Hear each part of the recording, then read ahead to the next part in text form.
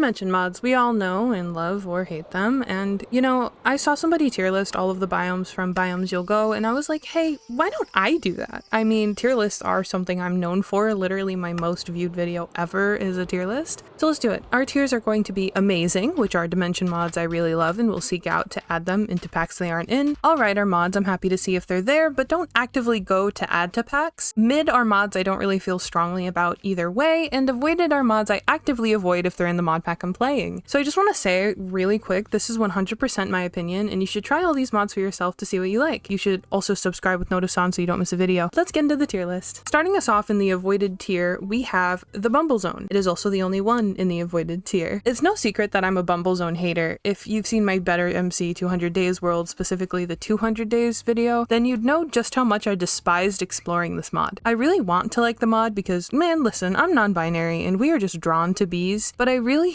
just hated trying to find the bee queen. I was going for all armors in the pack and I kept getting structure compasses that didn't lead to the bee queen. Then I finally figured out the mod, but I ran out of stuff before I was able to get to her and had to leave the dimension and come back and completely fly all the way back to the coordinates. Honestly, I think traversing this dimension without an elytra must be literal torture that I wouldn't wish on my worst damn enemy. Pretty much, if you've never played the Bumble Zone, it's basically the nether retextured to be these beehives. Like, it's meant to be the inside of a beehive, which I think is a really creative idea, but it's not very practical, at least not for a survival world. But then again, I just don't like it. I'm not a fan, and I will pretend this mod doesn't exist whenever it's in a pack, and I'm so sad about that because I love bees. I'd love to play this mod. I would love to love this mod, but it's ultimately just not for me. Our next tier is mid, which are mods I don't really go out of my way to like go play. They're just like kind of okay when they're there. The bottom of this tier is Atlantis. This is one I'm actually really excited to see more of the development of. As a Subnautica fan and someone with a fish person for a persona, I think it's clear I love the ocean and ocean games. The structure generation of this mod is very pretty, and I love the feeling it gave me when I had shaders on and couldn't see the bottom. It was like that feeling when you play Subnautica for the first time. I will say the mobs are a bit disappointing, but this mod makes good use of existing Minecraft blocks and mobs, so that's good. I saw a submarine in this mod and was like, holy shit, I am so doing an ocean expedition thing in this. I've been looking at a mod pack called Raft Voyage, and while I wasn't a fan of a lot of the things in that mod pack, I wouldn't mind merging it with Atlantis and maybe tweaking a few things to do my own version. I think this mod has a lot of potential, but I feel like the good things and the bad things about it sort of balance out, so it lands in this more middle tier. Also because it says explicitly to install Endless Ocean Aquatic Adventures, so that makes it dependent on other mods, which was also kind of part of my criteria for putting things here. Next we have Tropicraft, which it's a classic, but honestly it might be a controversial placement. I don't know, I haven't seen any other videos tier listing dimensions as of writing this, so I don't really know how you guys feel about it. To be honest, I think it's pretty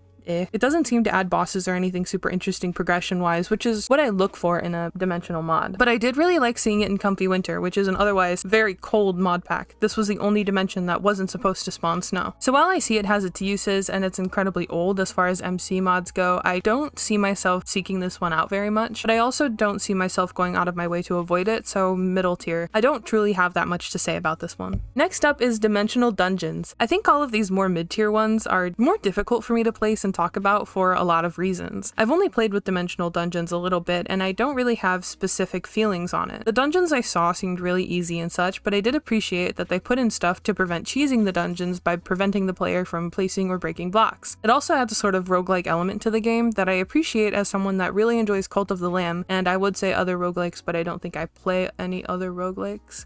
Not gonna lie. It's a good mod, but not something I'd say I feel any particular way about. I think this is one I need to explore more personally. Finishing off at the top of the mid tier, we have the Lost Cities. This was probably one of the hardest ones to place, simply because as much as I love this mod, I don't love it on its own. Lost Cities is amazing when paired with mods such as SR Parasites or anything to make it feel apocalyptic, but I feel that's where my love for it kind of stops. It's 100% a cool way to have the world generate, and it makes for a really interesting challenge, but I feel it needs to be in the mid tier because it lacks those more special elements that other dimension mods have. It has a unique way to enter the dimension, the whole 2 diamond blocks, 6 skulls, and a bed thing, or it can just be chosen as your world generation, but there's nothing super special about it outside of that. I did see Forge Labs' video with the flooded city, and I think that's a creative way to play that I might give a shot someday. I was thinking about moving this mod up a tier because I feel it's so versatile, but then I was like, I'm talking about the mods on their own, not like really when paired with the best mods for them. So I think that's why I kind of keep it in the mid tier, because as versatile as I feel this mod is, it's just not anything that I would like be like, ooh, I want Lost Cities and just Lost Cities, if that makes sense. Starting us off in the bottom of the alright tier, we have the Midnight. I wanted to put this mod higher than I did. I think there is a lot of love in this mod, but it's also unfinished and as a result lacks a lot in content and stability. I think the way you enter the Midnight is one of my favorite things about it. I mean, who doesn't want to see their friends dragged into a rift by some gray skeleton guy? Outside of that, this mod reminds me a lot of the Abyss, with more of a purple aesthetic. I hope to see this mod when it's further along in the development process, and I can't wait to see what the devs do with it. I'd love to see some bosses or some true progression implemented. But in the meantime, we do get a lot of new blocks, a cryptic dimension, and interesting mods. Also some very beautiful flora. Next up, we have Ad Astra. To be honest, this was one I wasn't 100% on including because it isn't technically a dimension mod. Like, it absolutely is in the way it works and functions, but it's weird to call it that since it's meant to be you exploring other planets. As someone that isn't really a fan of tech mods, this tends to deter me from Ad Astra because I don't really care for the actual process of using the mod in survival. That being said, I messed with this one in creative a bit and it is genuinely so cool. It adds in so much more content, and who doesn't love a bit of space exploration? This is one I have to explore more in survival mode and maybe open my brain up to some tech mods a little bit, but it's honestly one I thought worth adding. I do mess with it from time to time when it's in a mod pack, and I love the concept and how creative this mod is. I personally feel like it's the best space exploration mod I've seen, but again, as someone that doesn't enjoy tech mods, my experience in that area is a bit limited.